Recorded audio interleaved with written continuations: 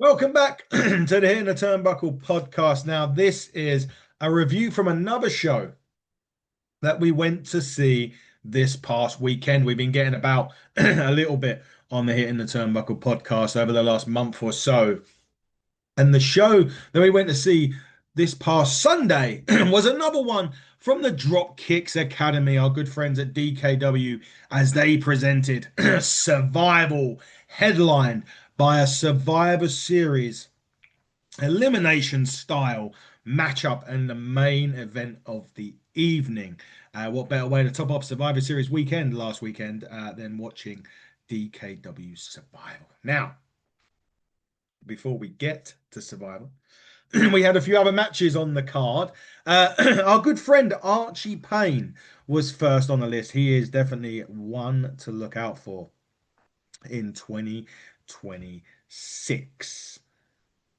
I'm very much looking forward to Archie Payne. He's one of the guys that has been, or one of the kids.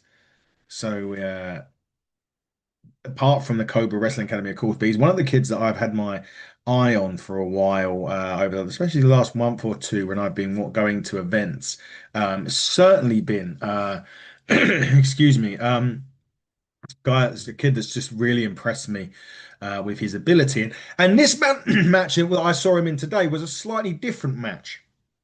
The one that he had last time at DKW was against Taylor James, and I've seen him against Isaac Blair, and every time he comes up against someone a little bit different in terms of style, in terms of the way that they work. So he has really, these last few weeks, come up against three different styles, and he's excelled in them all. This one was against Peter Miller, who you may know from the last DKW show as well. He took on Tall Tom Mercer in a 2 out of 3 4-1. This was a good back and forth match. Crowd was a bit 50-50 on this with this one. Archie, good following, me included. Peter Miller, good following from the crowd there as well. I do feel as if Peter Miller was underestimating Archie a little bit here. Peter Miller's got his sights set on the Showcase Championship held by Jaden Williams, but had to get through Archie first. And I felt as if he was taking Archie a little bit too lightly initially in this match. He soon realized that Archie's not one to be taken lightly. However, he did really chop Archie in the first couple of minutes of this. Eventually, once Archie had a little spell, Peter Miller chopped him into next Tuesday with some of the shots. They were loud. I mean, this was in the Lee Community Centre, but it was loud. Very loud indeed. But this was actually quite good. It went through various stages. We had a technical stage. We had a strong style stage. There was quick stuff from Archie in there as well. So Archie also went to the ground on this one a little bit. We saw some of that style of Archie that I hadn't seen before. So that was very good to see that Archie can work many different ways, and Peter Miller gave as good as he got. But ultimately, it was the juice himself, Archie Payne, picking up the victory with sliced bread. That's 3 matches and 3 wins since I've seen Archie. Maybe I need to turn up to every show that he does, and he'd win every single match, maybe. But no, look, very impressive. Um, Performance from Archie. And actually, did he beat Taylor? I can't remember now. I'm probably said that he probably lost to Taylor James. I can't remember if he beat Taylor or not, to be fair. Um, Nevertheless, some really good action from Archie. Pete Miller was great as well, but Archie Payne is. As I said, I don't know what Weetabix they're giving him down at the Cobra Wrestling Academy, but we all want some because they have some tremendous talent there. Now, the second match of the evening, saw Lincoln Spector, and his partner at this point was Denzel Mack, who I know quite well through Ignite Days. They're called Black and Gold. Actually, I wonder if they come out to Black and Gold because there wasn't a team on this one. It was Lincoln on his. It was Lincoln was in singles match in a 2 out of 3 4 match against Andre Williams. I'd never seen Andre before either. I know it was his first sort of comeback match. He had been not been seen in a while. DKW anyway. Mac was a pain in the ass in this one on the outside of the ring, constantly getting involved, constantly mouthing off. Spectre was very methodical in his approach on this one. Every time though Andre was trying to get things going, Spectre would target the knee and utilize a lot of good submission moves and a lot of good ground style wrestling. So if you like that kind of style, this match would have been for you. If I'm being totally honest and transparent, it's not the type of match that I personally like. But what I do appreciate was the variety that we had in, we had a totally different match first, totally different one second to the first one, which was nice because, 2 out of 3 falls seems to be a speciality at DKW as well. But essentially, um, it was it was a different match. Is this a match of right? Was it to my taste? No, it wasn't. But that doesn't matter. It was still a good match. Don't get me wrong. I still thoroughly enjoyed it. It just didn't it didn't stimulate me a lot. But the one thing, the one denominator that did was Denzel Mack because we had him on the outside of the ring. He was being annoying. He was loosening turnbuckles, which actually, funnily enough, it was a turnbuckle loosening that went to the first fall, which was Spectre.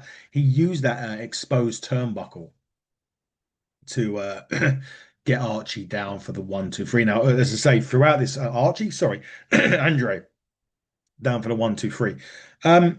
Majority of the match was favouring his leg. That is something that I will say. Spectre they've done a great job of kind of cutting him in half in a lot of ways because he was certainly targeting it and does very well at that. I mean, I'd say I've only seen Lincoln Spectre. I want to say one. This was the first time I'd seen him. Very, as I say, very methodical in his approach. Really does center on a body part and attacks. And I do like that. Don't get me wrong. That was really good. I just didn't quite. The match just didn't have enough for me going into it. Like I didn't watch this match and think, wow, I want to see these two face off again.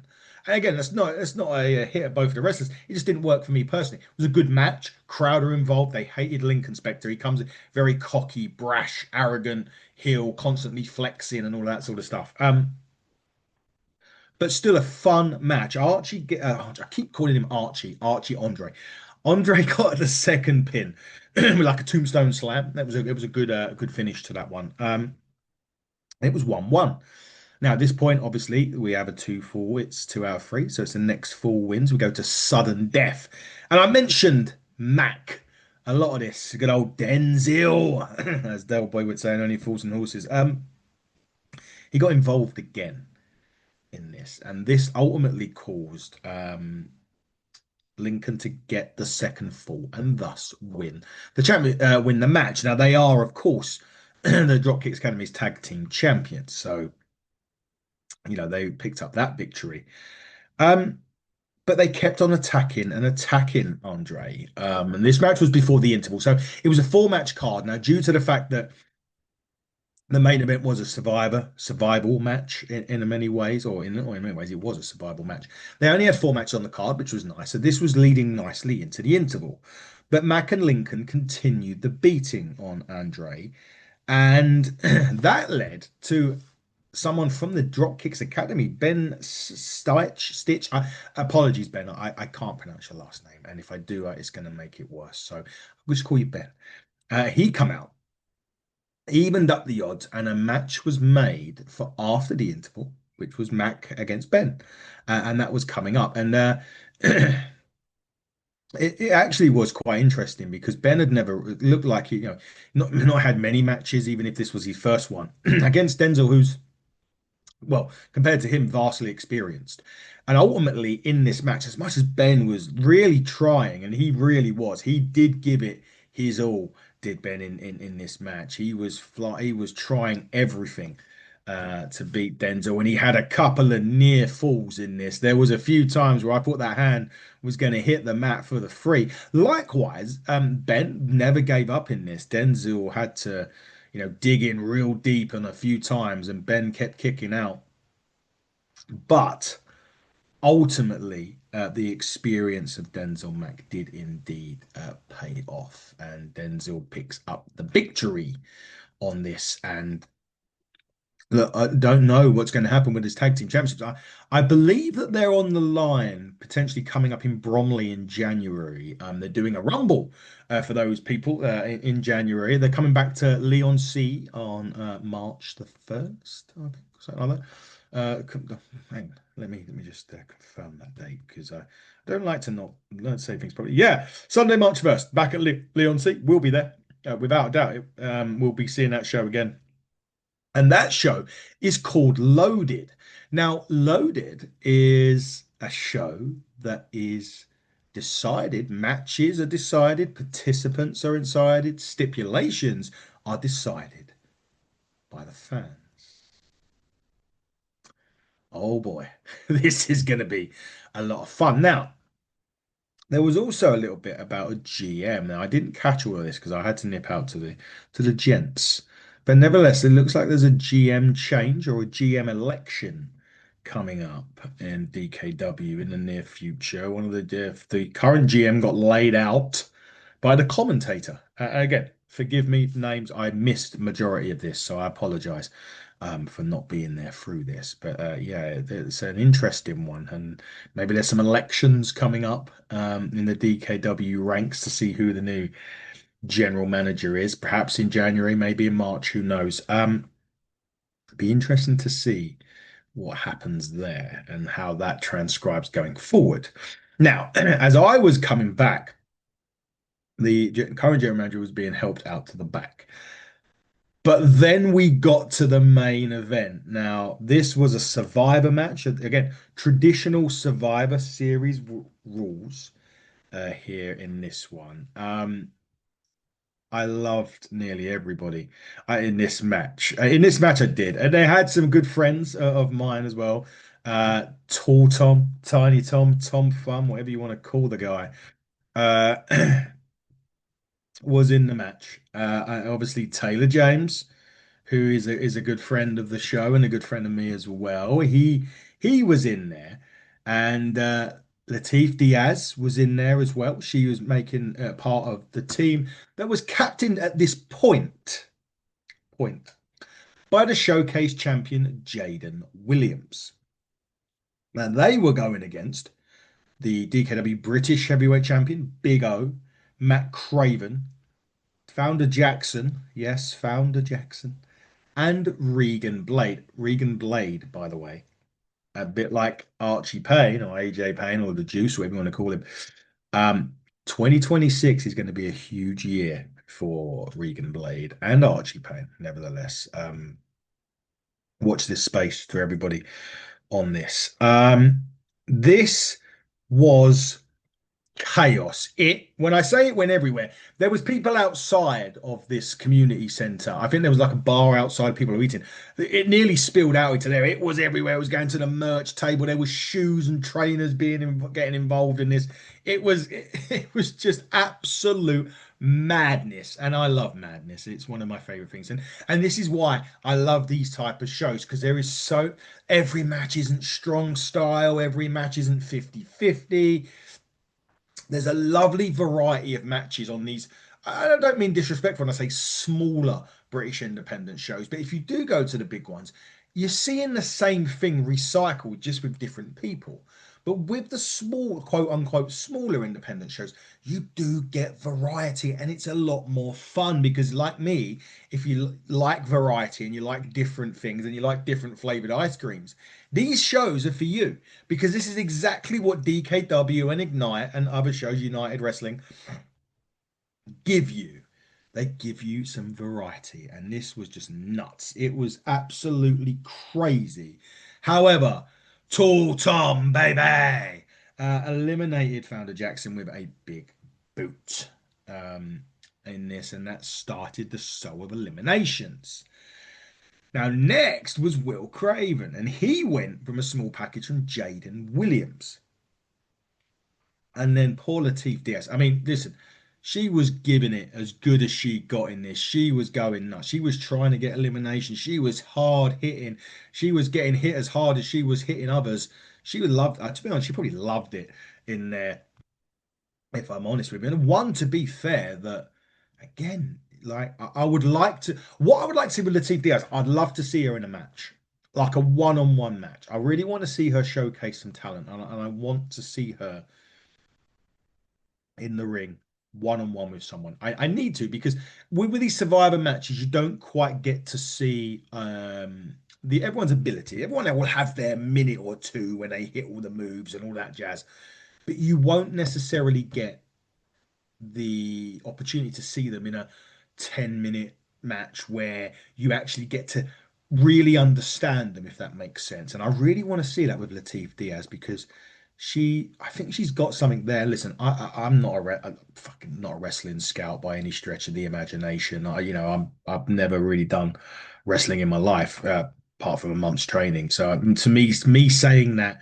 about someone really doesn't mean anything. It shouldn't mean anything, but I do like what I see here from Latif Diaz, and I want to see more. So hopefully, in the future at DKW or elsewhere, we'll get to see her wrestle a bit more. I'd like to. I'd like to see her, as I said, on her own as well. Give her a one-on-one match. But anyway, eventually she took this big Death Valley driver into the corner. I think she hit her head on the bottom turnbuckle by Big O, who I hadn't seen before as well, and he's an interesting one, Big O. Again, I need to see him one on one because again, in these types of matches, I mean Taylor. I tell you what though, Taylor James in this match, I don't know whether he was just having so much fun, but he was pulling out some crazy shit on this. Was Taylor? By the way, Taylor, you need to look out for the fat people. Yeah, me. I want your shirt, but you didn't do it my size. So sort it out, son. But he was great in this as well. Nevertheless, I loved it. Yeah, she got eliminated in the corner.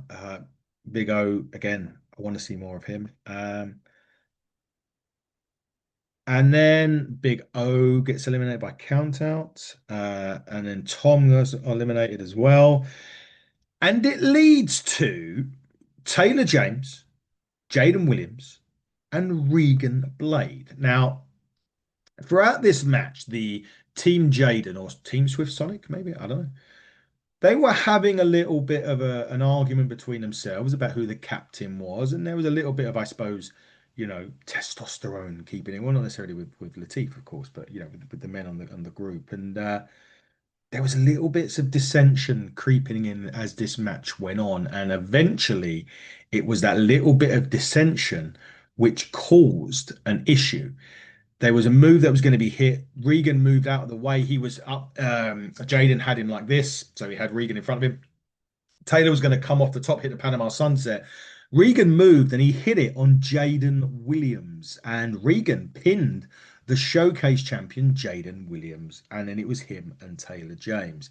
And he then pins Taylor James after hitting a flying cutter and then a curb stomp for the 1, 2, 3. Now, does that put Regan Blade in contention for the Showcase Championship? The same Showcase Championship that Peter Miller was indicating that he wanted, that Archie Payne signaled for at the end of his match with Peter. Are we going to get to a point in DKW? And I really hope we do. And if we do, I hope that I'm there. Regan Blade versus Archie Payne versus Jaden Williams for the Showcase Championship. Whoever the general manager is needs to book that match because it will be amazing. It will absolutely be incredible. Jaden Williams is another guy, super talented in there as well. And yeah, I think again, I think big things are on the horizon for him as well in 2020. There's so many people that could do a lot in 2026 and we're seeing them here in these shows and DKW has a lot to look forward to. The fans have a lot to look forward to if you're DKW. If you're a fan of DKW and you go to the shows, you've got a lot to look forward to. 2026, the sky is the limit, so to speak, for a lot of these talents, and it's brilliant. It's absolutely brilliant, and I thank them for their hospitality. We will be back with well, we'll be back at DKW in March for Loaded. We're looking forward to that. It's going to be a hell of a show. Make sure you're there too. Listen, look out, keep a lookout on DKW's Facebook, on their Instagram. I give you their links right now so that you guys can make sure that you get on their stuff so you can see this stuff firsthand. You don't need me to tell you about it. So if you go to DKW on Instagram or DKW underscore shows, you will be able to see. You better go there. You can get tickets at dkwtickets.co.uk. Make sure you do that. They are also on the face of the book, and they are at, hang on one second. Again, let me just go on the face of the book and get it myself. The DKW Academy, and they're on Tiki of Toki. And you can get them on the TikTok at, hold on, I should write this down really, but bit of a DKW underscore shows. Check out all that. DKW tickets for the tickets in January if you're near Bromley and you want to go and witness a Royal Rumble. But if you're in Essex like me and you want to go and watch the next show loaded Sunday, the 1st of March, get yourself down DKW tickets. They'll do announcements, I would imagine, in the coming months that you can pick up your tickets. We'll be there. They'll be there. We hope you will be there as well. Get down there and support your local independent wrestling because you're missing out on some of the biggest stars of the UK independent scene, or the future biggest stars of the UK independent scene. We'll be back this week with some more interviews, some more review shows on Hitting the Turnbuckle podcast. Make sure you also follow us if you don't already at HTT Buckle on X, HTT Buckle on YouTube, Hitting the Turnbuckle podcast on all other social media outlets. But until next time, everybody, buckle down, stay safe, goodbye.